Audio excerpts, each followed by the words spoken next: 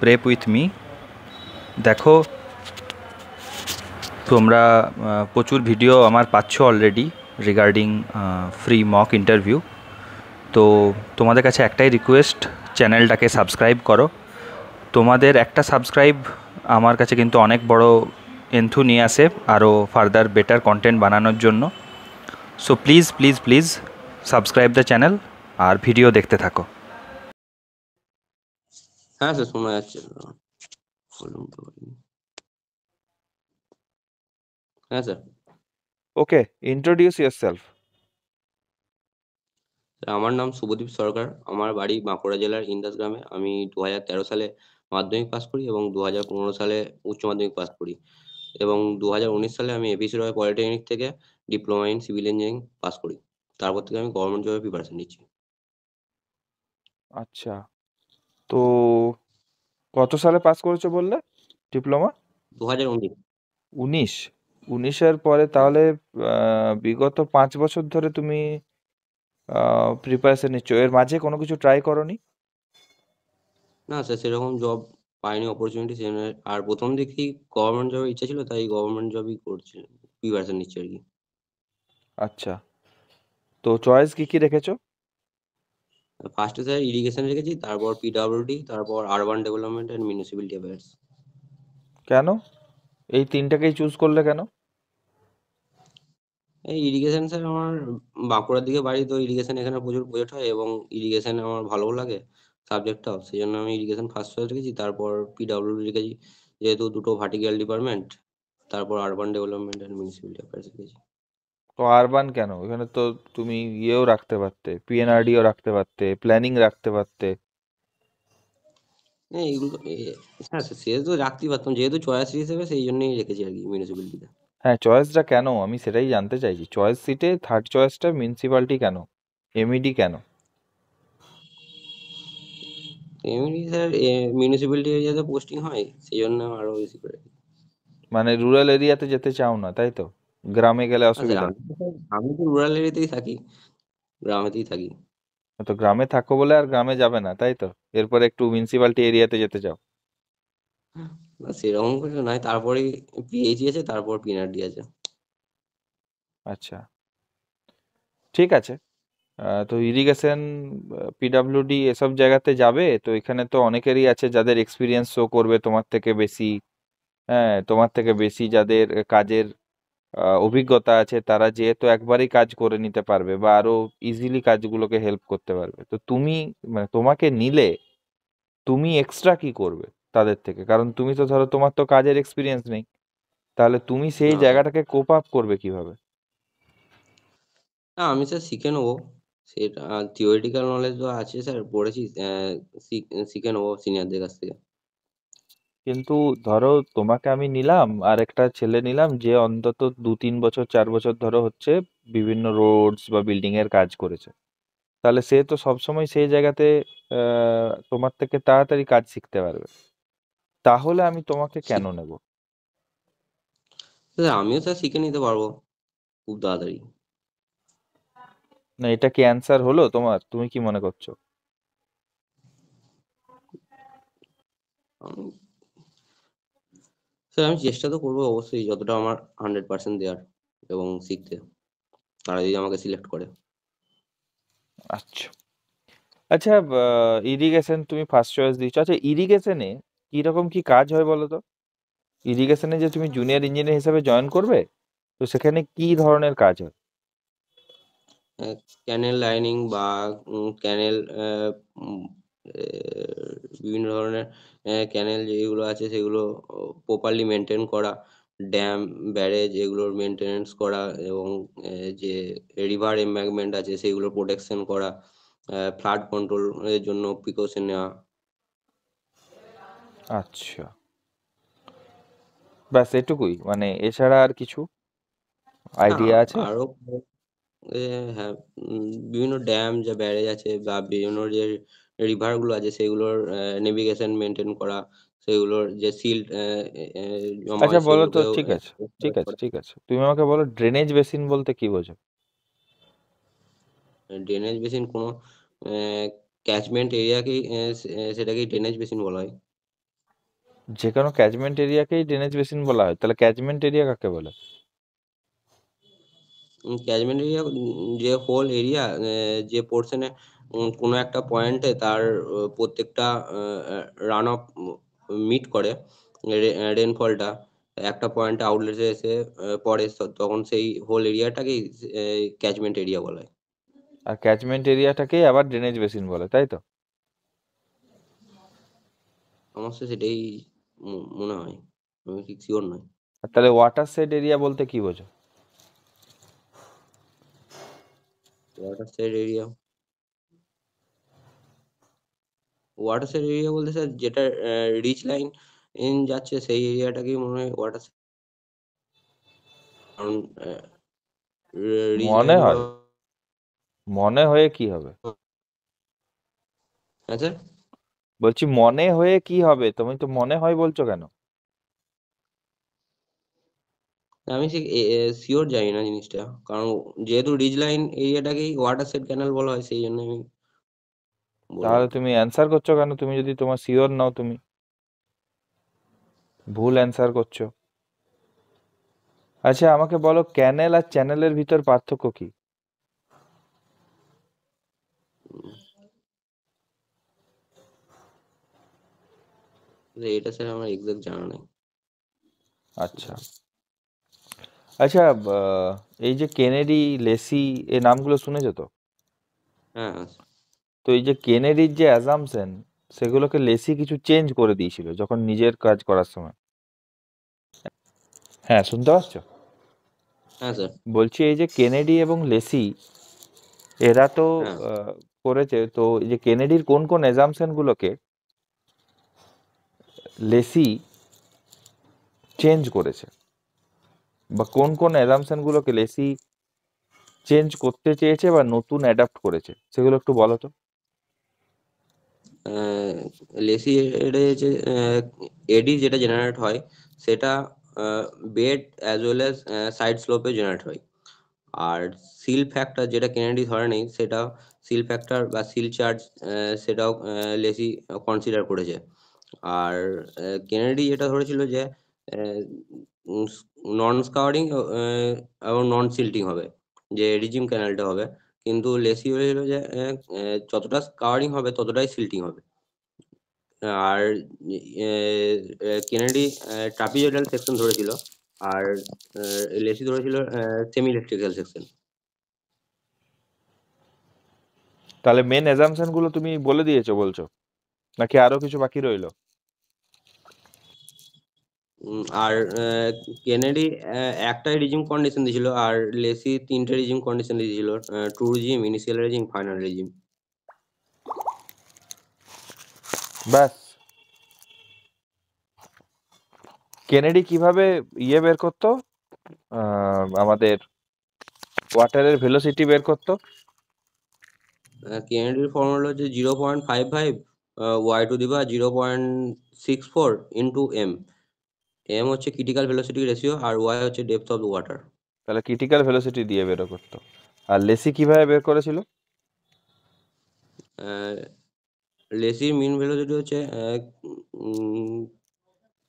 Q into F S square 16। তার মানে কি, তার মানে কেনেডিরটা ট্রায়াল এন্ড এরর মেথড ছিল, তাই তো? হ্যাঁ স্যার। তো সেটা তো বললে না। যাই হোক, ঠিক আছে। আরেকটা কোশ্চেনের অ্যান্সার আমাকে দাও। সেটা হচ্ছে, আমরা ধরো একটা কোনো রিভার যাচ্ছে, হ্যাঁ, তো হ্যাঁ সেখানে তুমি আর আমি একটা নৌকায় করে গেলাম, রিভারের একদম মাঝে গেলাম। দিয়ে মাঝে যেয়ে পরে আমি তোমাকে বললাম যে এই রিভারটার এইখানে ডেপথ কত, আমাকে বের করে দাও। তুমি কিভাবে বের করবে?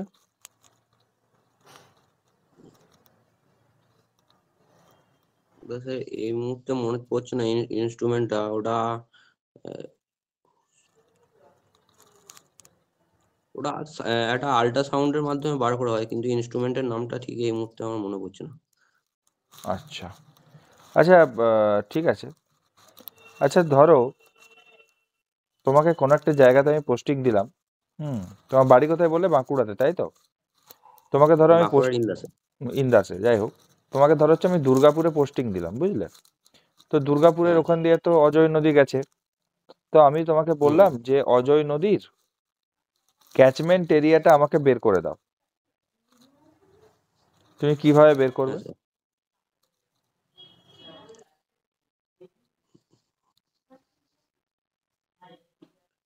উম, এটা স্যার আমার জানা নেই। আচ্ছা, যদি আমি বলি যে অজয় নদীর আমাকে তুমি হাই ফ্লাড লেভেল কতটা সেটা বের করে দাও, তাহলে? হুম, সেটা স্যার হাই ফ্লাড লেভেল। জানো তো হাই ফ্লাড লেভেল বলতে কি বোঝায়, জানো তো? হ্যাঁ হ্যাঁ হ্যাঁ, ম্যাক্সিমাম যে ফ্লাডের জন্য যেটা হয় লেভেলটা, সেটা তো স্যার ফ্লাডের সময় যেটা মেজার করা হয়েছে সেটাই লাস্ট, সেটাকেই হাই ফ্লাড লেভেল বলা হয়। লাস্ট যে মেজারমেন্টটা হবে ফ্লাডের সময়। তাই তাই?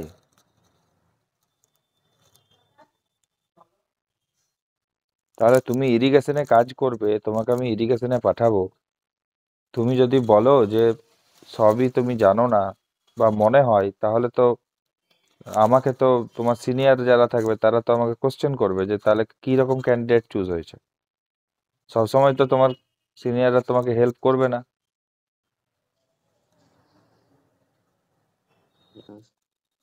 আচ্ছা তুমি, ঠিক আছে, তোমার পিডাব্লিউডিতে যাই এবার একটু, ইরিগেশন তো অনেকক্ষণ গেল।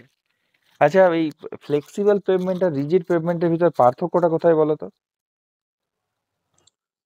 ফ্লেক্সিবল পেমেন্টের ক্ষেত্রে আমরা মেনলি বাইন্ডিং মেটেরিয়াল হিসেবে বিটুমিন ইউজ করি। আর রিজিড পেমেন্টে কংক্রিট স্ল্যাব ইউজ করে থাকি। আর ফ্লেক্সিবল পেমেন্টের লোড ট্রান্সফারটা গেন টু গেন হয়। আর রিজিড পেমেন্টের ক্ষেত্রে স্ল্যাব অ্যাকশনের মাধ্যমে লোড ট্রান্সফার হয়।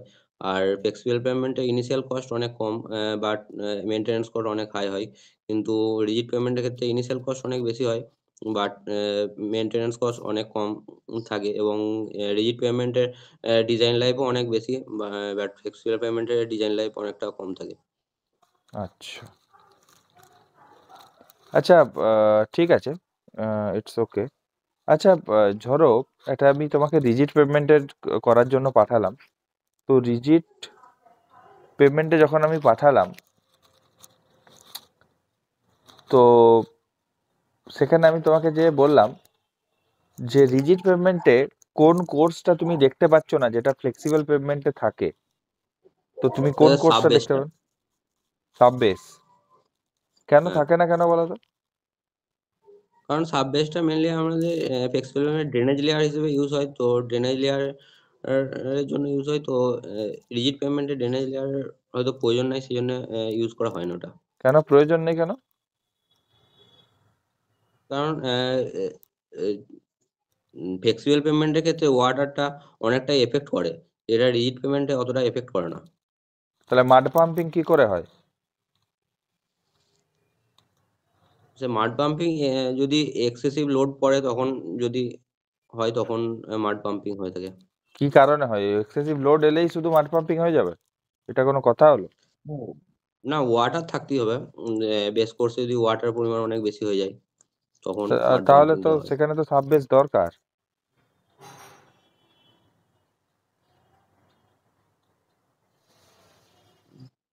কোশ্চেনটা বুঝতে পেরেছো তাহলে স্যার, আমার? হ্যাঁ স্যার, হ্যাঁ স্যার, বুঝতে পেরেছি। তার স্যার এটা মানে স্যার তো, আমার ঠিক জানা নেই। ঠিক আছে, তোমার জানা নেই, ঠিক আছে, আমি বলছি তার মানে অবশ্যই সেখানে আমার ড্রেনেজ লেয়ার দরকার, নইলে পরে তো মাড পাম্পিং হবে। আর মাড পাম্পিং এমন একটি জিনিস যেটাকে ঠিক করা খুব মুশকিল। কিভাবে ঠিক করবে মাড পাম্পিং বলো তো? হুম, এটা স্যার জানা নেই আমার। আচ্ছা আচ্ছা, পটহোলস আছে, ধরো পটহোলস কি করে ঠিক করবে? ফার্স্টে স্যার যে এরিয়াটাকে ক্লিন করা, তারপর তার মধ্যে অ্যাডহেসিভ ইমালশন বা টার ইউজ করা, এবং তারপর সেটাকে সব ফিল রকমই আপ তো করা। বলে দিলে, অ্যাডহেসিভ, ইমালসেন, টার, হ্যাঁ? তুমি কি ওখানে খিচুড়ি বানাবে নাকি? না না স্যার। মানে যেটা হাতের সামনে পাবে কন্ট্রাক্টরকে যেটা দিয়ে পরে পোষাতে পারবে যে হ্যাঁ ঠিক আছে, হ্যাঁ সেটা দিয়ে ইউজ করে দেবে। যদি কন্ট্রাক্টর বলে হ্যাঁ ঠিক আছে স্যার টার অ্যাভেলেবেল আছে, তাহলে টার দিয়ে দাও। হ্যাঁ ইমালশন অ্যাভেলেবেল আছে, ইমালশন দিয়ে দাও। তুমি তো মানে ভয়ঙ্কর ইঞ্জিনিয়ার হবে। ধরো তোমাকে সাবগ্রেড বানাতে বলেছে, তোমাকে সাবগ্রেডের সয়েল চুজ করতে হবে, কি কি দেখবে সাবগ্রেডের সয়েলে, কোন কোন প্যারামিটার গুলো দেখবে? রিলেটিভ কম্প্যাকশনটা দেখবো, হ্যাঁ যাতে মেটেরিয়াল 95% চুজ অ্যাচিভ করার করে। কথা বলেছি, ভালো করে শোনো। মেটেরিয়াল চুজের কথা বলেছি। মেটেরিয়াল মনোমোলারাইট মেটেরিয়াল যাদের কম থাকে, গ্র্যানুলার মেটেরিয়াল বেশি থাকে। আর কত গ্রানুলার ম্যাটেরিয়াল, কত অবধি যাব, কত এর গ্রানুলার ম্যাটেরিয়াল চাই? এটা স্যার জানা নেই আমার। তাই দেখো তুমি থিওরিটিক্যাল অ্যান্সার করতে পারছো না, এটা তো ফিল্ডের অ্যান্সার নয় বাবা। এটা ফিল্ডের অ্যান্সার হতে হলে তো মুশকিল, ফিল্ডে তুমি যাচ্ছিই না, আমি তো তোমার থিওরিটিক্যাল কোশ্চেন করছি। বলো বিম আর স্ল্যাবের ভিতর পার্থক্য কোথায় বলো?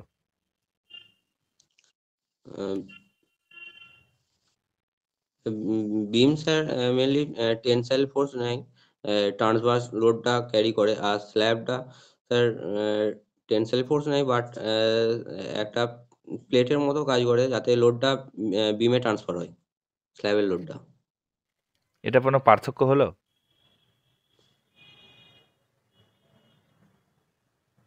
স্ল্যাব মানে কিছু একটা এদিক ওদিক করে গুছিয়ে বলে দিলাম, মানে এটা হয়ে গেল অ্যান্সার।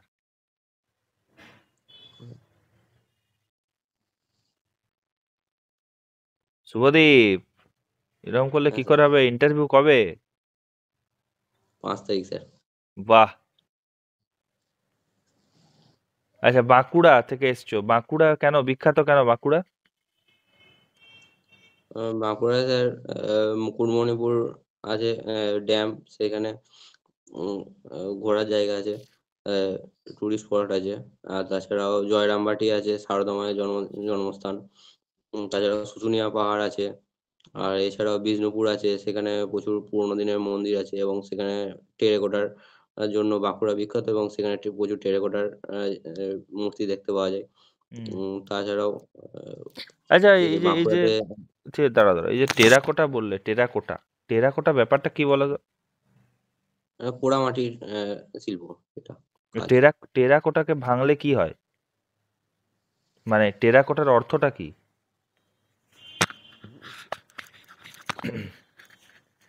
টেরাকোটা কি বাঁকড়ি এটা স্যার ভাষা? তোমার কি মনে হয় টেরাকোটাটা কি বাঁকড়ি ভাষা? জানা নেই আমার। কি অবস্থা, তোমার বয়স কত, তুমি কত বছর বাঁকুড়াতে আছো? ও আবার তুমি তো বলছো ইন্দাস, মানে ইন্দাস মানে বাঁকুড়ার সঙ্গে কোনো সম্পর্ক নেই, তাই তো? হ্যাঁ, মানে বাঁকুড়া থেকে অনেকটাই দূর আর কি, তো জানার বর্ধমানের সাথে বেশি দূর। তো জানার ইচ্ছা নেই, মানে বর্ধমান থেকে প্রশ্ন করলে তুমি পারবে? আচ্ছা কার্জন গেট কি, নাকি এরকম প্রশ্ন করতে হবে তোমাকে? না না, এটা নয় স্যার। কি অবস্থা। ওই বর্ধমানের কোন চালটা বলো তো জিআই ট্যাগ পেয়েছে? গোবিন্দভোগ। আর বাঁকুড়ার? বাঁকুড়ার জিআই ট্যাগ পেয়েছে, আমার ঠিক জানা নেই স্যার। চাল নয়, বাঁকুড়ার কি জিআই ট্যাগ পেয়েছে, কোন জিনিসটা? এটা স্যার জানা নেই। বুঝতে পারছি, তাহলে তুমি তো ওখানে যে বাঁকুড়া বলো না, তুমি বলবে যে আমি বর্ধমান থেকে এসেছি, বলবে এটা। ঠিক আছে, তোমার ইন্টারভিউ এখানে ক্লোজ করছি আমি, ইন্টারভিউ এখানেই ক্লোজ করছি, কারণ এর থেকে বাড়ি আর লাভ নেই। কেন এরকম নন টেক পড়ছো না কেন বাঁকুড়ার? আরে স্যার ভাই দেখা হয়নি। তোমাকে, তোমাকে যদি প্রথম দিকে প্রশ্ন করে, আমি তো শেষে প্রশ্ন করলাম, প্রথমেই তোমাকে হয়তো প্রশ্ন করবে, তাহলে তখন যদি তুমি এরকম একটা ফলস খাও, তাহলে কি ভাল লাগবে? তুমি, তোমার কি মনে হয়, তোমার তাতে কি ইয়ে হবে, কি বলে, কনফিডেন্স বাড়বে? উল্টে তো কনফিডেন্স কমে যাবে। হ্যাঁ স্যার, সেটা তো হবে। নাম্বার হয়তো এদিক ওদিক হবে না, কিন্তু তোমার কনফিডেন্সটা কমে যাবে তো। হ্যাঁ স্যার, তখন আমি দেখবো দেন। তাহলে দেখবো বললে হবে কি করে, আপনার তোমাকে তো ভিডিওটা জানতে হবে। দেখেছি, কিন্তু আর কালকে আপনি বললেন তো, সেজন্য আর দেখা হয়নি আমার ভিডিওটা। কোন ভিডিওটা দেখা পরীক্ষার হয়নি? আগে একবার দেখে নেবো, মানে বাঁকুড়ার যে ভিডিওটা আছে। ও আচ্ছা, তো তোমাকে তো ভিডিওগুলো দেখতে হবে, তুমি তো কিছুই ভিডিও দেখছো না। না দেখেছি স্যার, আগে অনেকদিন আগে দেখেছি, তারপর আর কালকে আপনি আরে বললেন তো আমি সেদিন আর নন টেনশন টেক ভিডিও বলছি না, নন টেক ভিডিও না, আরো অনেক তো ভিডিও ছাড়া হয়েছে আমার চ্যানেলে, তো মনে হয় এখন মনে হয় 182 185টা ভিডিও হয়ে গেছে। দেখেছো একটাও হ্যাঁ ভিডিও স্যার। দেখেছো? একটাও দেখোনি মনে হয়। হ্যাঁ হ্যাঁ স্যার, দেখেছি স্যার, তো দেখলে সবগুলোই পরে তুমি দেখেছি। ওখানে ক্যানেল চ্যানেলের পার্থক্য পাচ্ছ না, ড্রেনেজ বেসিন ওয়াটার সেট পাচ্ছ না, এগুলো তো আলাদা আলাদা করে ভিডিও বানানো আছে, এগুলো জানো, শর্ট ভিডিও 5 মিনিট না 6 মিনিটে। এই এই ভিডিওগুলো দেখা হয়নি স্যার। দেখা হয়নি তো, তোমরা দেখছোই না। দেখো কি, আমার কাছ থেকে যদি তুমি 5% হেল্প পাও, কেন পেলে কি তোমার কোনো ক্ষতি হবে? না না স্যার, হ্যাঁ, না স্যার, সেটা তো বেনিফিটই হবে তাহলে অবশ্যই। সেগুলো দেখছো না কেন? এই 12 মিনিটের একটা ভিডিও বানানো আছে, তাতে watershed, drainage basin, catchment area, canal, channel সব টার্মিনোলজি বলে দেওয়া আছে।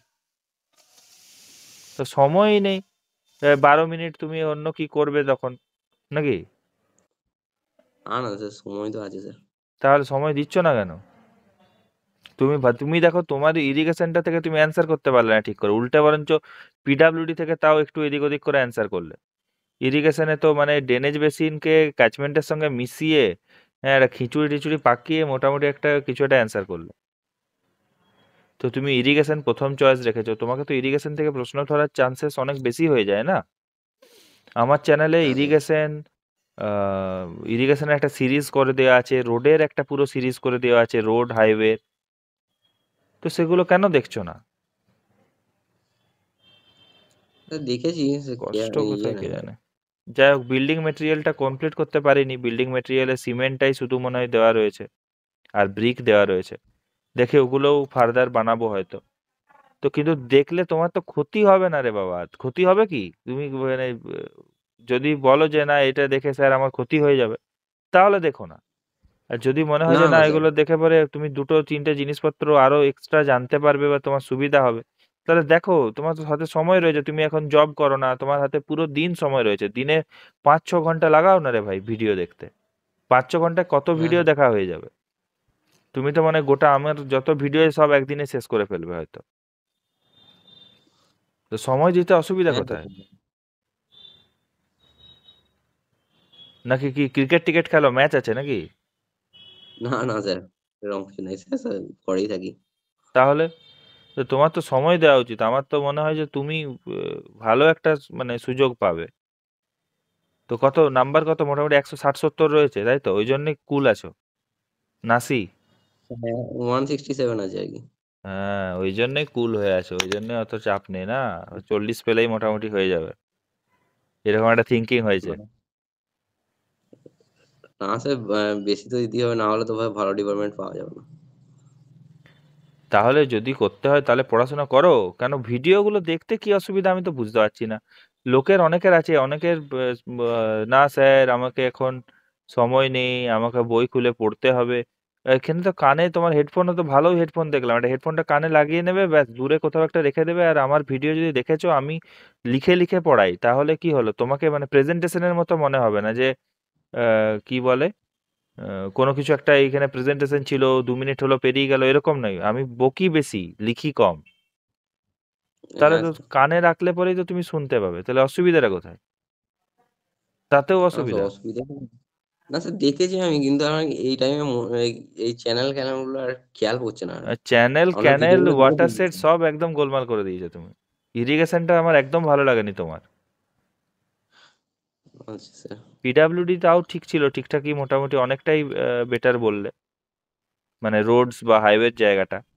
আর বিম আর স্ল্যাব ওরকম বলে দিলে হবে যে কি বলে, বিম টেনশন মেম্বার টেনশন নিতে পারে, স্ল্যাব টেনশন নিতে পারে না, বা এই টেনশন নিলে কোশ্চেনটা আমি পরে সেটা কোনোদিন চলে ফেস যায়। করিনি তো, আর এই মুহূর্তে হঠাৎ করে আর মানে মাইন্ডে আসছিল না কি বলবো ডিফারেন্সটা। ওরকম করলে হবে?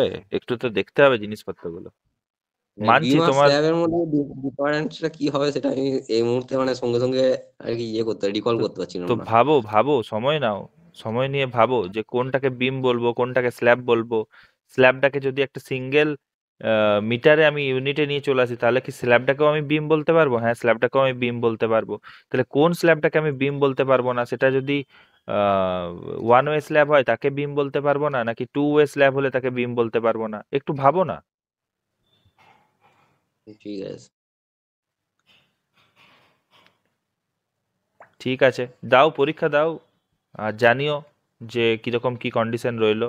হ্যাঁ, পরীক্ষার জন্য অল দ্য বেস্ট। সেটা আমার তো স্যার বোর্ড 2 এ পড়েছে, সেটাই বুঝতে পারছি না এখন বোর্ড 2 টা কিরকম হবে, এটাই একটু তুমি চিন্তা লাগছে আর কি কি। করে জানলে তুমি যে বোর্ড ওয়ানের লোকগুলোই বোর্ড টু তে বসবে না? হ্যাঁ, সেটা হয়তো হবে না, আমি ভাবছি যে বোর্ড 1ই রাখবে, হয়তো বোর্ড 2 টা হয়তো দেখো চেঞ্জ করে নাকি, জানি না। দেখো, তার জন্য আমাদেরকে ইন্টারভিউ যারা প্রথম দিন দেবে তাদের সাথে কথা বলতে হবে, যে পুরনো যে বোর্ড ছিল সেখান থেকে ভেঙে পড়ে দুজনকে আলাদা করে দিয়েছে কিনা, দুটোই নতুন বোর্ড রয়েছে কিনা, এগুলো জানতে হবে। হুম, এবারে দাদা স্যার যখন ওটা এইগুলো আপনি বলবে তখন, আপনি দিয়ে দেবেন। হ্যাঁ আমি জানতে পারলে অবশ্যই আমি দেবো, জানতে পারলে দেবো। প্রথম দিনে কার ইন্টারভিউ আছে দেখতে হবে, অনেক জনাই তো আছে। আমি আজকে প্রায় তোমাকে নিয়ে 150 জনের ইন্টারভিউ আজকে আমার কমপ্লিট হলো, 150। দেখা যাক, আচ্ছা, এত ছেলেপুলে এখন অনেকে আছে, অনেকে আবার ইন্টারভিউ হয়ে যাওয়ার পরে আর ফোন তোলে না, এটাও হয়। আবার অনেকে আছে যারা ইমিডিয়েটলি ফোন করে পরে হয়তো ইন্টারভিউ শেষ হলো বাইরে বেরিয়ে ফোন করে। ডিপেন্ড করে মানুষের মানসিকতার উপরে, দেখা যাক আচ্ছা। সেটা এখন কি হয়। অনেকে আছে আবার একদম বাড়ি ফিরে রাতের বেলাতে কল করেছে, প্রায় 1 ঘন্টা তাদের সঙ্গে কথা হয়েছে, মানে রিভিউ হিসাবে আর কি। তো হয় হ্যাঁ, সেরকম মানুষের মানসিকতার উপর সেটা ডিপেন্ড করে, কে কোন কিভাবে দেখছে, কে কতটা হেল্প পাচ্ছে, সেই রকম আর কি। অনেকে আছে শুধুমাত্র ঘুরতে আসে, এই দেখলাম আচ্ছা এইটা ভিডিও খুলেছে, করে স্ক্রল করে চলে গেল, এরকম টাইপের। অনেকে আছে এখান থেকে আবার হেল্প পাচ্ছে, এই আর সব রকম মিলিয়ে মিশিয়ে চলবে আর কি। স্যার আপনার কিরকম মনে হচ্ছে যে কম্পিটিশন কিরকম আছে এই ইন্টারভিউতে, আপনার কাছে তো এতজন ইন্টারভিউ দিচ্ছে? কম্পিটিশন বলতে ভাই 160 থেকে 180-র ভিতর পেয়েছে এরকম ছেলে, মানে প্রচুর প্রচুর প্রচুর ছেলে। 150 জনের ভিতর আমি অনেক ছেলেকে পেয়েছি, প্রায় 50% ছেলে রয়েছে যারা ওই নাম্বারটা পেয়েছে। তো যদি এবারে অনেকে আছে ভালো এক্সপিরিয়েন্স রয়েছে তাদের, তো এক্সপিরিয়েন্স যেহেতু রয়েছে তারা অনেক জায়গাতেই 10-15 মার্কস এক্সট্রা ক্যারি করে যাবে তাদের। তো সেই জায়গাটাতে যে সমস্ত ছেলেপুলেরা রয়েছে যারা 160 পেয়েছে প্লাস এক্সপিরিয়েন্স রয়েছে, তাদের চান্সেসটা অনেক বেড়ে যায়, আর তারাই ওই কম্পিটিশনের জায়গাটাকে অনেক হাই করে দেবে। আমি তো আগে ভাবছিলাম, মানে এটা জাস্ট আমার একটা প্রিডিকশন, আমি ভাবছিলাম যে হয়তো 199, 198 প্লাস মাইনাস 5 হয়তো কাট অফ যাবে। বাট এখন মেকানিক্যালের রেজাল্ট বা তো বাকি সমস্ত কিছু দেখে যেটা মনে হচ্ছে, ওবিসির মধ্যে কিন্তু অনেকটা ডিফারেন্স করে দিচ্ছে আমি দেখছি ইন্টারভিউতে, কারণ না ওটা তো, রিটিনে ওটা কিছু, সেম ওটা থাকছে। ওটা কিছু তুমি বলতে পারবে না, ওটা তোমাকে কিছু বলা যাবে না। কারণ ওটা এখন ওখানে করছে, পরে তোমাদের সময় কি করবে সেটার সঙ্গে কোনো সম্পর্ক নেই। কারণ কোন প্যানেল কিরকম করবে, কোন প্যানেল ছিল, এই প্যানেল কিরকম হবে, সব মিলিয়ে মিশিয়ে একটা ব্যাপার হবে। তাই আগের থেকে কোনো কিছু প্রিডিকশন না করে যাওয়াই বেটার। বাট এটা ধরে যাওয়া যেতে পারে এখন যে 205 বা 6 প্লাস মাইনাস 5 হচ্ছে একটা সেফ স্কোর, এইটুকুই বলতে পারি। এবারে তো আনপ্রেডিক্টেবল, ওই জায়গাগুলো কিছু করার নেই। হ্যাঁ, ঠিক আছে, ওকে চলো। ঠিক আছে, ওকে।